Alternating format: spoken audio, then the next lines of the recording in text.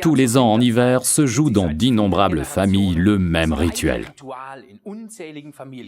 Non, nous ne parlons pas de la fête chrétienne de Noël, mais de cette orgie qui accompagne le plus souvent cette réunion de famille. Petit déjeuner, déjeuner, gâteaux et dîners se succèdent presque sans discontinuer, avec tout juste de courtes pauses entre chaque repas par souci des convenances.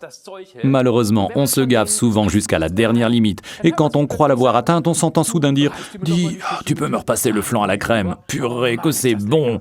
Mais fatal pour notre ligne en particulier, et le métabolisme du sucre en général. Parce qu'il en est ainsi en Europe depuis de nombreux siècles, l'homme a cherché dans la nature un remède pour limiter les effets négatifs de cette gloutonnerie et a trouvé une herbe dont l'odeur est presque un symbole de la période hivernale, la cannelle.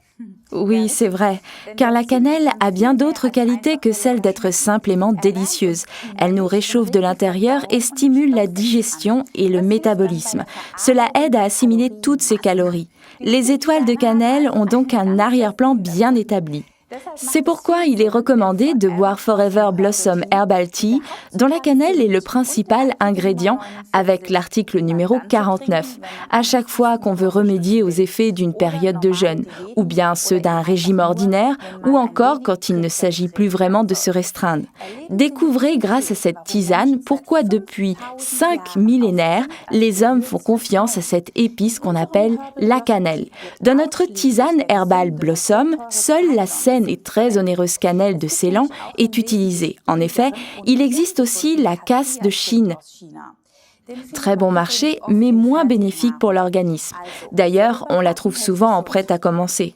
Alors il faut mieux rester en bonne santé en faisant soi-même ses gâteaux. Mais voilà, maintenant l'ingrédient principal qui donne son nom au Aloe Blossom Herbal Tea, les fleurs de l'aloès. Ces fleurs légèrement basiques sont les bienvenues après une journée stressante et saturée en acidité.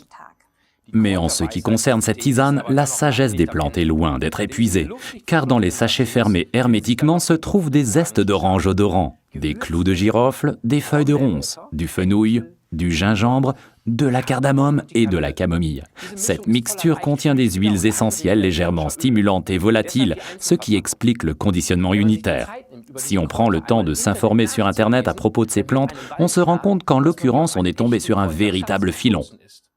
Et on s'aperçoit aussi que l'on ne retrouve pas ces épices dans les plats de Noël seulement pour de simples raisons de goût. C'est pourquoi l'Aloe Vera Blossom Tea, article numéro 49, est stimulant, même sans caféine.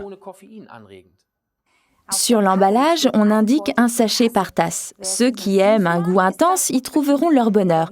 Mais nous deux préférons la boire dans 1 litre d'eau. On peut le mettre sur le feu le matin et le boire froid sans problème dans la journée.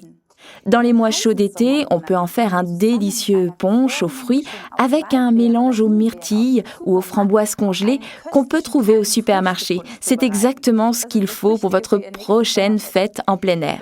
Mais la meilleure, la plus délicieuse des recettes pour les mois froids de l'hiver vient d'Ilse Paulsen, cadre supérieur de 78 ans vivant dans le nord de l'Allemagne. Son tuyau, un sachet d'Aloe Blossom Herbal Tea dans un thermos avec une tranche de pomme et un doigt de rhum. Là, il n'y a pas que la cannelle et le gingembre qui réchauffent. Résumons-nous. Grâce à sa mixture de plantes, l'Aloe Blossom Herbal Tea référence 49 stimule le métabolisme sans caféine. Il accompagne les régimes ou après de grandes bouffes.